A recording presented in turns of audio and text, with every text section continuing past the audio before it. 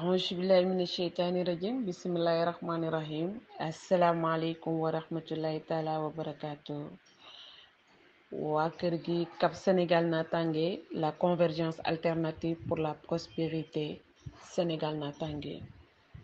maa ngi nuyu ñëpp di ci jiital Oustaz Ousmane mi ma fekk ci bunt bi di ko jaajëfal te di wax amin ci ñaan yi allahumma amin sëñ Ousmane yal na yàlla nangu ñaan may jiital nag ci sama nuyoo président Abdoulaye Fall maa ngi lay nuyu di la jaajëfal di ci teg nag mbooleem ku nekk ci plateforme bi ak mbooleem auditeur ak auditrice sunu kër FM ñu ñëw tey man Fatou di leen di présenter émission bi ñuy wax càmm gi mbay mi ak napp gi te Alioune Badara doon ko def te am ngant ñu di ko ñaanal yàlla ngant boobu yàlla na nekk jàmm te yàlla dinil ko ñu taftal ko tey ci émission wu soxna Awa Thiandoum moom it dafa am ngant ñu di ko ñaanal comme ni ko sëñ Ousmane waxee ngant boobu yàlla na nekk yiw te yàlla jàppandalal ko lépp mbokki auditeur mbokki auditrice sunu kër FM première radio panafricaine domiciliée à Los Angeles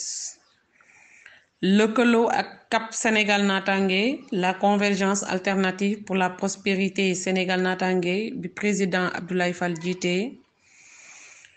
ñoo ñëw tey di leen di may émission bi ñuy saytu napp gi mbay mi ak càmm gi ñu ñëw tey ci càmm gi ànd ci ak suñu invité bi ngeen xam ci xam-xam bu màcc bi mu di suñu consultant monsieur Aminou Diop ñoo ngi lay nuyu di la dalal jàmm ci suñu plateau di la wax bismillah ñu bàyyi la ak auditeur ak auditrice sunu kër FM. jërëjëf soxna Fatou Lo mbokk yi ñu ngi leen di ziar mbokk auditeur wu sunu kër FM di nuyu it président Cap Sénégal Natangué sëñ Ablaye Fall di ko ziar bu baax nuyu aussi sunu am di jàmm gi Alioune Badara Gueye ak bépp kilifa yi nga xam ne ñoo ŋànk kuréel bi. soxna Fatou Lo nag daanu waxtaan tey ci mbiru càmm suñu waxee nag càmm dafa mel ni que réewu Sénégal mën a wax ni c'est un pays d'élevage réew la boo xam ni ña nga ca kaw ga di sàmm waaye it ña nga ca ci kër yi it dañ suy sàmm ndax li firndeel loolu rek tabaski bi weesu soo seetee naam gétt yi feesoon na ci xaru réew mi ak xar yi jóge bitim réew waaye aussi mën wax ne kër yi aussi ñu bare ñu ngi tabaski ci xar yoo xam ne ñu ko doon yar seen kër kon élevage mi ngi noonu prospérité cap bi nu wax léegi prospérité boobu defe naa ni càmm gi sax moo ngi ko ŋànk ndax li tubaab di wax service transversal moom la ndax su dee ci mbay mi su dee ci napp gi su dee ci kaw gi yëpp élevage daf ci am wàll mu mel ne que nag question revenu parce que fondamentalement doomu aadama bi yàlla daf ko wàcc ci kaw suuf naam mu jaamu ko wa ma xalatul jinni wal insi illa liya'buduni waaye it nag ci jaamu yàlla boobu nag liggéey ci la bokk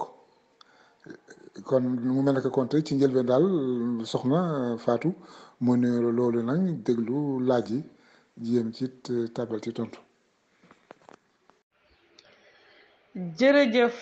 jërëjëf Aminou Diop leer na ni ma ko waxee rek suñu consultant bu xereñ bi te xam-xam bi ñuy sédd ñu mun koo dékku taataan ko di ci jëriñu lu bari ni nga ko waxee noonu càmm gi waxee woon nga ko ci tabaski bi ñu weesu ko tey ñu jublu ci tamxarit gi nekk ci contexte bu doy waar muy mbas mi nga xam ne dafa lëmbee réew mi may laaj monsieur Diop ndax tey jii ak Covid bii ñu am tey jii mu nekk ci Sénégal ndax tamxarit gi dina yomb ravitaillement wu li ñu soxla ci nag ak ginaar fii ci Sénégal ndax ñu am ko. waaw soxna Fatou Covid 19 bi mi ngi fi wax na nag li xew di jàmbat waaye warul yàq dara ci yëngatu bi rawatina dund xam nga dund moom li ñu koy misaale nee nañu la nourriture c'est le premier besoin de l'homme doomu aadama itteem bi jëkk mooy dund boobu nag mooy tax ba li nga xam ni foofu la koy fi doomu aadama foofu la koy jële mu war ko fonk xam nga tey jii nit ki mi ngi bis bu nekk ndékki añ reer am na sax na ñoo xam ne duñu jaar ci ndékki ñii reer añ rek nañuy faratal mais li wóor booru daal bis bu nekk doomu aadama ni war na jëfandikoo ñam yooyu nag bare na te wuute mais ñam yi nga xam ni moo nekk ñam yi nga xam ne moom nañu gën a taamu en tout cas moo ci solo bi daal mag na mooy wàllu li jóge ci càmm gi su ma nee nag li jóge ci càmm gi ndawal a ngi ci meew mi ngi ci waaw ndawal gi nag moom mën na nekk ndawal boo xam ni gàtt gi rey nañ ko ci bés bi mu jëfandikoo ko comme ndawal loolu aussi mën nañ ko soppi transformé ko ba mu mën ko jëriñ ci ay bés yeneen meew mi kazalika noonu mën na ko naan noonu waaye mën nañ ko woyal muy soow muy beurre muy fromage ak yeneen yi waaw mu mën na ko compter li nga xam ne mooy jóge ci càmm gi solo bi rëy na rëy boo xam ni ak li nekk ci biir li jóge ci li jur gi di génne waaw am na ferñeent yoo xam ni mën naa wax ne jur gi rek ñoo ko am xëy na gàncax gi sax dana ko am waaye jur gi loolu muy génne muy protéine animale moo gën a am solo ndax protéine végétale yi sax dañuy dem ba soppaliku mu nekk bu protéine animale ndax loolu ñuy wax ay ferñeent xam na daan ci dellu si beneen yoon acide aminé indispensable loolu ndawal geeg soow meeg yu jóge daal ci jur gi ñoo ko mën a joxe tam xarit yi nag laaj nga ko waaw am na solo ndax nii sax soo ko seetloo ndawal gi di ci amee solo noonu la ci sax mbay mi di am solo ndax xam nga cere suñ ko waxee xalaat dugub waaw ndax su doon rek mbayum dugub dana ko doon def rek ngir tam xarit sax dana am rentabilité ndax soo ko seetloo ñu bari dina jëfandikoo cere waaw soo ci ñambaasee nag mbiru ndawal léegi moom macha allah njaay ni ñoom daana kontaan ndawal boobu nag li cëpp mooy ci nag yi nag Sénégal macha allah bare na ko ndax suñ ko doon xayma ay millions la lu mat ñett ba ñeenti millions yi cëpp nag yooyu ci Jolof day jóge waaye suñu seetee mbiru Sénégal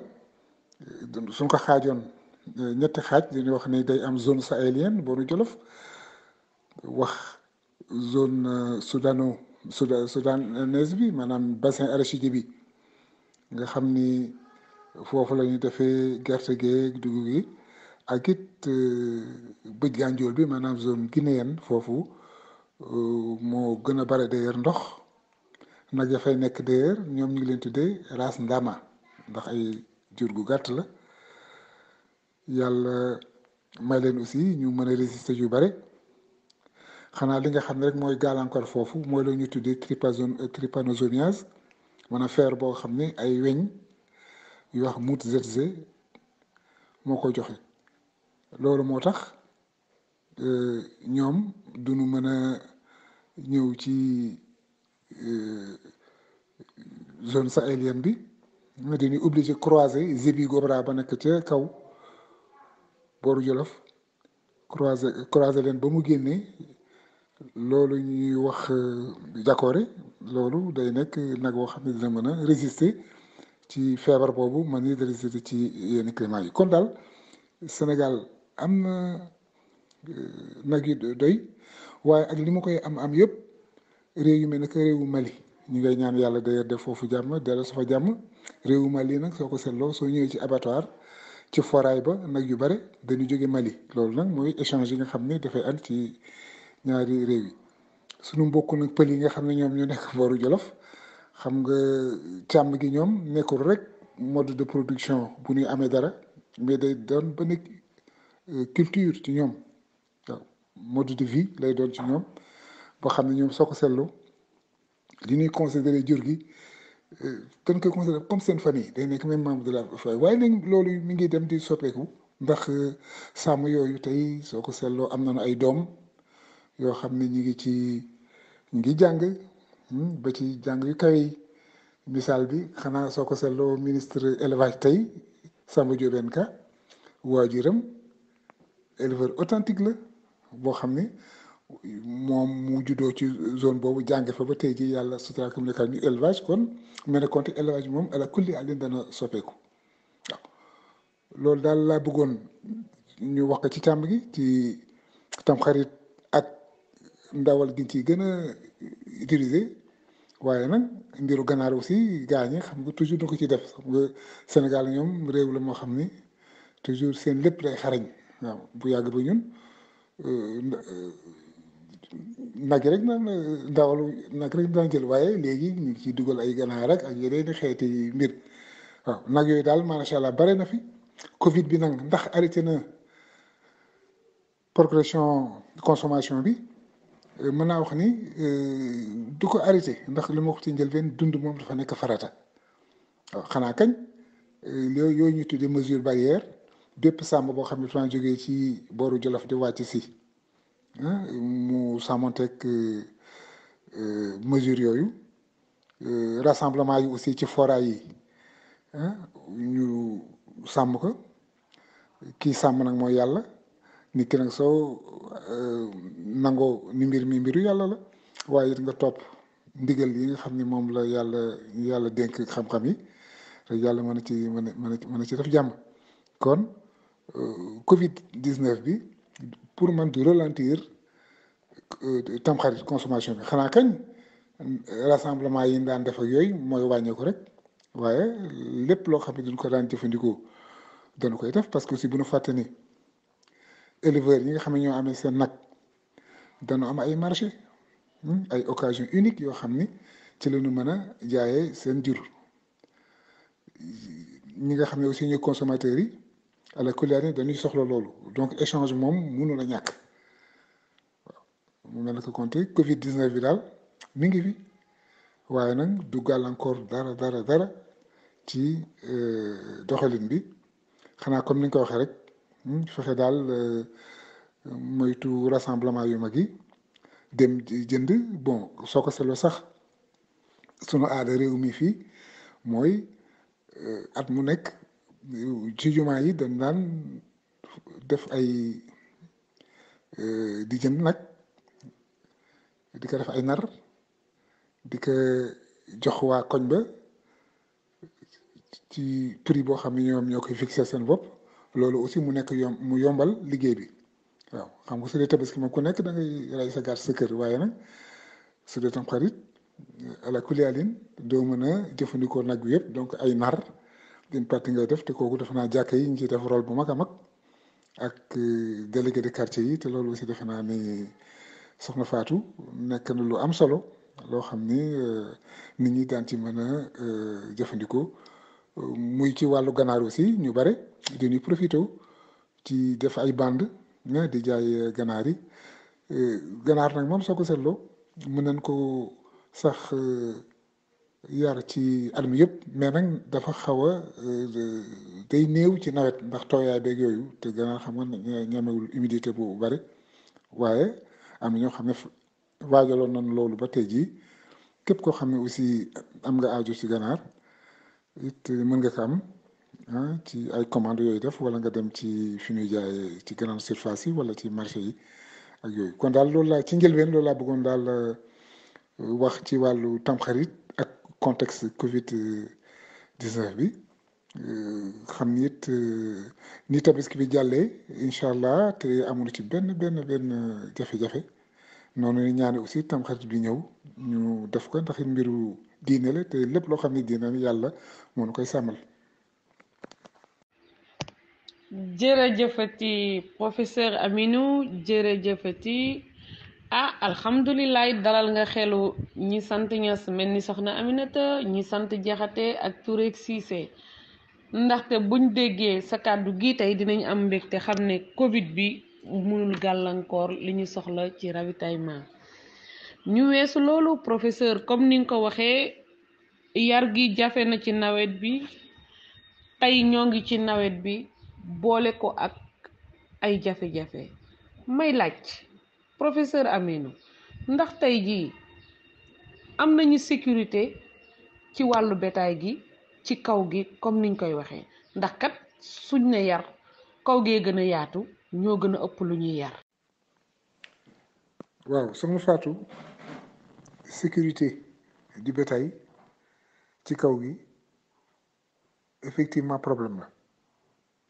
waaye soo ko seetloo ñu ngi wut ay pexe ngir saafara mbir mi ndax ku ni sécurité du bétail xalaat vol du bétail waaw tey ñu bare dañuy am jàqare ci kaw gi ndax dafa am ñoo xam ne dañuy këf jur gi jur gi nag nekk na ay midéef yoo xam ni ki miin daal xam naa moom moo ko mën a ñeme yenn yi waaw ba ñu bari sax ñu ngi tuumaal boroom jur gi seen bopp xam nga loolu day xaw a paradoxal waaye day mel naka ñu bari ñiy jël jur gi ci ñoom seen biir la kooku moom xam naa ne moom mën na ci waxtaan benn waxtaan waaye li nga xam ni wóor na mooy éleveurs yi samp nañu ay kuréel ngir xeex liggéey boobu état bi aussi di leen ci jàppale ba tey am na sax ay loi ay matukaay yoo xam ne jël nañ ko ngir criminaliser le vol du bétail maanaam léegi duñ ko assimiler même à un crime yoo xam ne lu bare mën na ci fekk ñi nga xam ne ñooy def ñaawteef yooyu léegi jur googu nag pour ñu sécuriser que il faut aussi sàmm bi moom it daal di ci def effort mu jox la benn misaal tey koo xam ne sax da nga am benn boutique def ci valeur 20 000 francs di ko jaay sa boutique bi daa ci wut ay armes légères blanches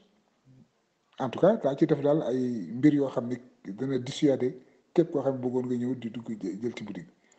waaw rek ci valeur 20 000 francs la ma joxe benn exemple borom jur gi nga xam ne nag jur gi moo amee ay millions la millions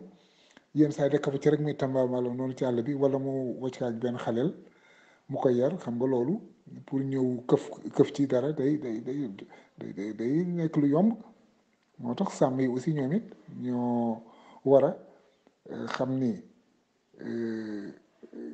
jur gi duñ ko war a sàmm bi mooy suñ demee ba di ko wocc ko muy dem di fori parce que si jur gi mënul nekk ci kër ci kaw gi rek li ma nekk waaw mais jur gi su demee nag ba génn dem di naani ci forage yi wala muy dem di witt ci pâturage yi duñ ko war di contrôler société Amérique ñoo ñu tuddee cowboy xam nga kaw ci anglais mooy vache boy mooy employé bi garçon bi cowboy mooy ñi nga xam ni dañu yéeg seen fas topp jur gi nga xam ni dana am benn sécurité bu mag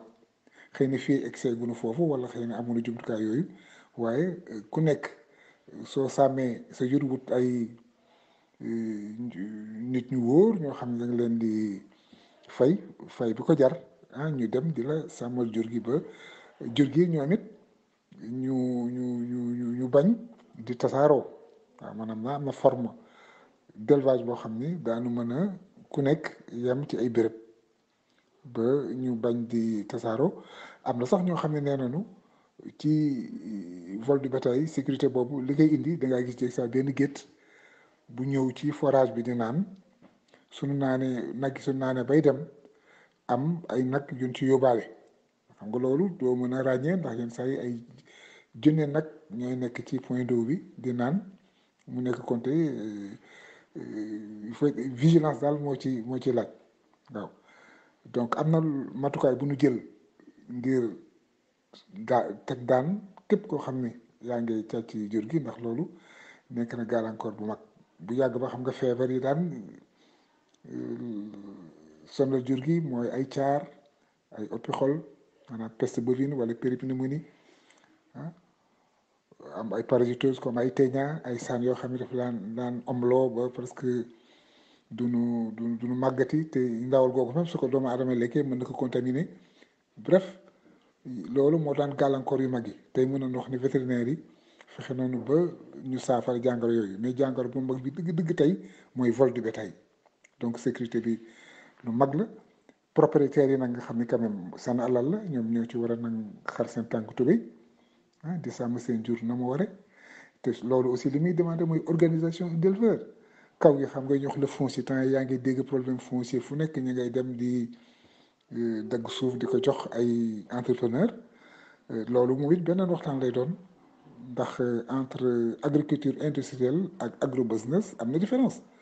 waaw doomu Sénégal yoo xam ne dañu bëgg ñëw investir ci mbay mi ci càmb gi loolu kenn mënu leen ko tere mais li bon kañ mooy nga ñëw dugal ci ay milliards yu bare ñàcc suuf sa ñàcc jur ga ñettat dem nga xam ne danga fay wàcc rek pratiquement un désert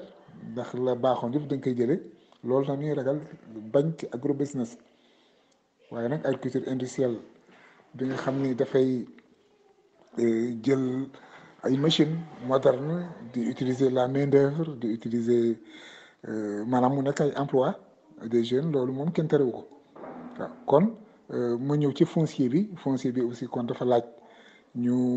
toppatoo ko bu baax mais nag ñi ko gën a toppatoo mooy sàmm yi ñoo war a ci seen biir organisation ñu fexe comme Niger li mu def ndax Niger am na lu ñu tuddee des zones pastorales yoo xam ne benn loi moo koy tënk ñu ne béréb yi duñ fi rek di war sàmm waaw donc quel que soit investisseur bi ak koppar yi muy indi béréb yooyu kenn du ko mën jaay kenn du ko mën a sax dénkaane waaw kon nag éleveurs seen bopp daal ñooy premier responsable am ay kuréel seen biir wut ay ñoo xarañ ñu leen di représenter ci ay instances yu bare mën a sécuriser seen milieu foncier bi ba su ci yàlla àndee yàlla mën ci def ñaar donc loolu daal laa bëggoon a wax la ci njëlbeen mbiru sécurité du bétail jafe-jafe la jamono tembe waaye nag seetlu na ni bi nu loi bi defee ak comité de vigilance comité de médiation yi nga xam ni ñu koy def ci kaw gi mbir mi daal wàññeeku na te ñu ñaan saafara sooru wéy soxna si. jërëjëf professeur jërëjëfati leer na nañ ñi comité de vigilance mooy saafara bi gën te yarkatu jur gi xarañ ci lool ndax ñu am sécurité nga jox ñu it exemple yu bëree bëri lu ci mel ni création espace élevage yu Niger bi lu ci mel ni cowboy yi def surveillance su jur gi ca États-Unis may laaj professeur Aminou tey su ma la laajoon ay solution ci jafe-jafe yi ñu am lan nga may wax. waaw soxna Fatou dama yaakaar ni sax professeurs yi dëgg mooy sàmm yi seen bopp ndax ñoom ñooy consacré seen dund yëpp ci yëngatu boobu moo tax li nga laaj man dama koy delloo ci borom jur gi ndax tey mënuloo dimbali nit te dégluwoo ko maanaam loolu ñuy wax en communication écoute active duñ ko war di def c'est-à-dire waruñu rek toog ci yenn makkaan yi di ci saytu ay xalaat pour jox ko waa kaw gi mais dañu war a dem ci kaw gi déglu leen ñu wax nu seen aajo naam ñun nag mën nañ leen a tegtal te ci yoon waaye ñoom nag ñoo war a wax seen biir jéem a wóolante ci seen biir désigner ay leader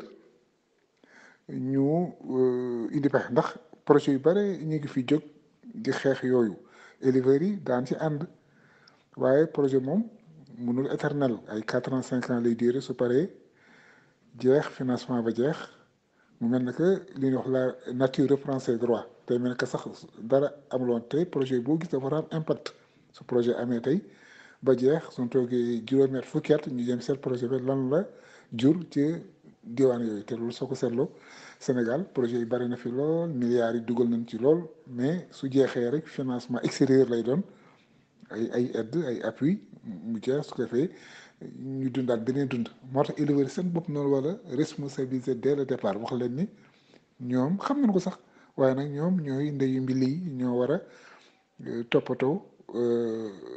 seen alal xam ni alal googu réew mi daan koy aajow Sénégal tey xam nga ñu wax ni wàllu tabaski naam am nañu sax ay jur waaye dañuy dem di jéggaani waaye Sénégal pourquoi pas day dem ba positionné wu comme exportateur mën na nekk ndax kaw gi ba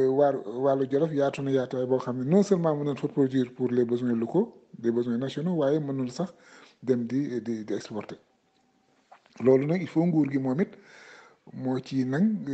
ci budget réew mi ñu nuy teq ci lu bare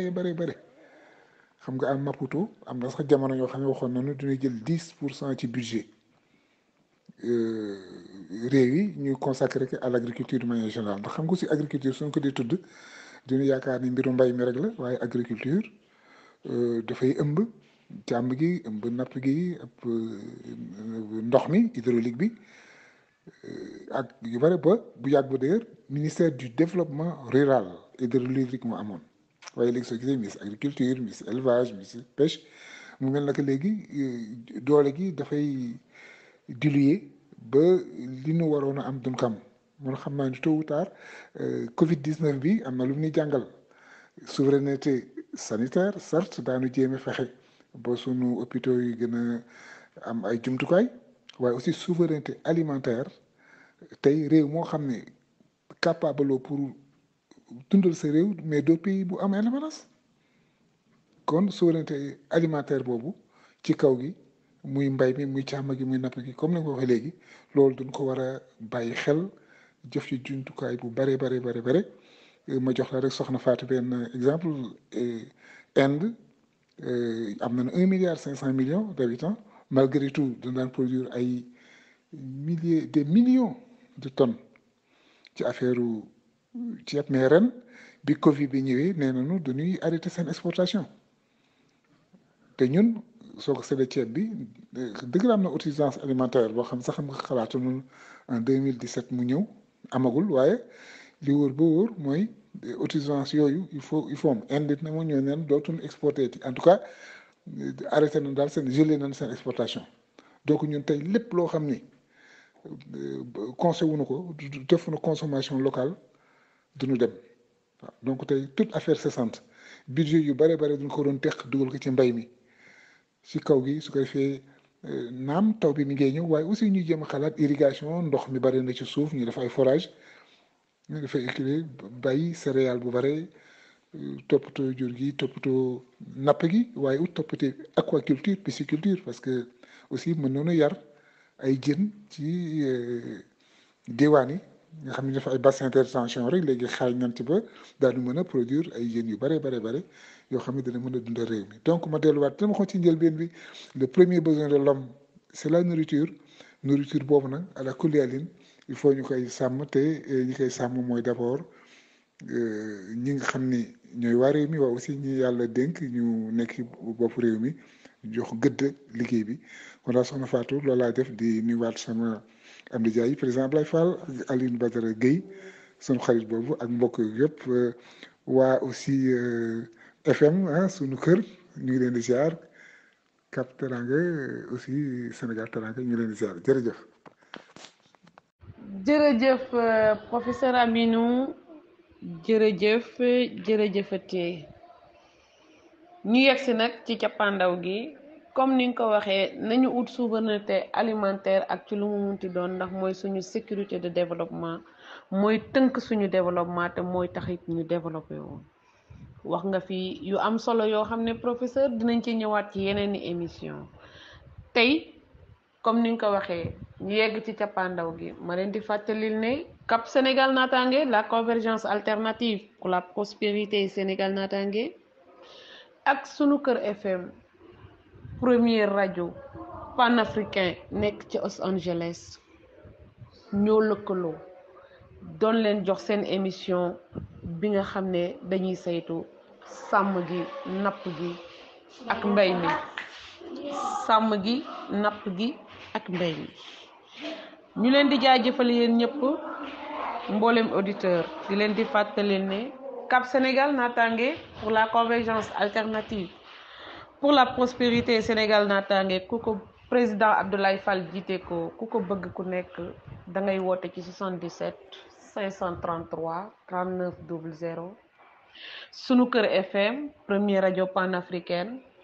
ku ko soxla yi tamit da ngay dem Play Store nga télécharger sunu kër FM mbaa nga déglu émission bi ci YouTube ñu di la jaajëfal professeur Aminou di la waxati jërëjëf di la jox kàddu gi pour nga tàggoo ñu naan la ba beneen incha allah. waaw jërëjëf soxna Fatou Lo ñu ngi lay gërëm di gërëm aussi sunu mbokku auditeurs yi di leen ñaanal tamxaritu jàmm njaayeen yi nag ñu moytu président Ablaye Fall ñu ngi lay ziar di ziar Aline Badara Gueye sunu am di jàmm bi di ñaan yàlla may nu ñu fekkee ati at ñu fexe it ba liggéey bi antu ratax jeunes yi am emploi Sénégal daal di développé ndax xam nga ñu bare dañuy waxtaan ci wàllu croissance ak développement aussi day nekk beneen dimension boo xam ñu bari ñoo wax rek croissance waaye développement bu gën a am solo te li ci gën a gaaw mooy développement rural kon nag jërëjëf li soxna Fatou Cap Sénégal 21 Teranga Natangué ma ne sax Cap Natangué ñu ngi leen di ziar ak it suñu auditeurs yi suñu kër FM di ñaanal mbokk yi tamxarit yi jàmm ak salaam wa salaam. jërëjëf mbokk yi jërëjëf professeur